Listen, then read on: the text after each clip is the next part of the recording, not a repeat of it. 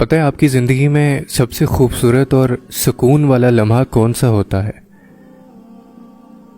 وہ لمحہ جب آپ سجدہ کرتے ہیں، اور سجدہ وہ لمحہ ہے جب خدا اور بندے کے درمیان کوئی تیسرا نہیں ہوتا،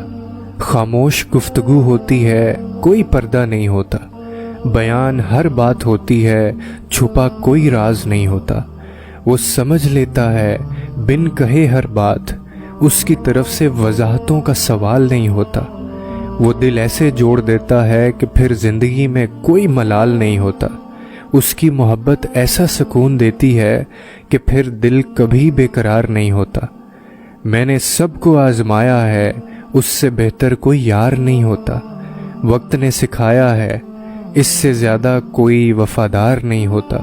یہ ایسا تعلق ہے جس میں کوئی لمحہ دشوار نہیں ہوتا،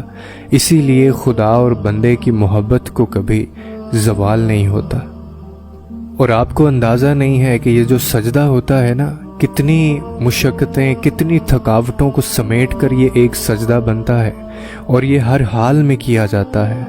محبت ہو جائے اگر تو یقین کا سجدہ، دل اگر غم میں ہے تو غم کا سجدہ، صدیوں پرانا کوئی ساتھی مل گیا ہے تو شکر کا سجدہ، کوئی ہاتھ تھام کر آنکھ سے اوجھل ہو گیا ہے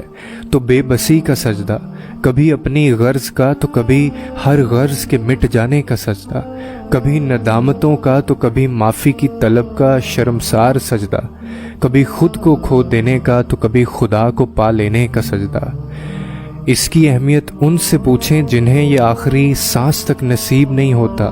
آپ خوش قسمت ہیں کہ آپ کو ملا ہے، اور یہ سجدہ ہی تو ہے جو ہمیں زندہ رکھے ہوئے ہے، ورنہ کب کا رک گیا ہوتا یہ سانس کا سلسلہ، اور کس کو سناتے پھر اپنا حال دل،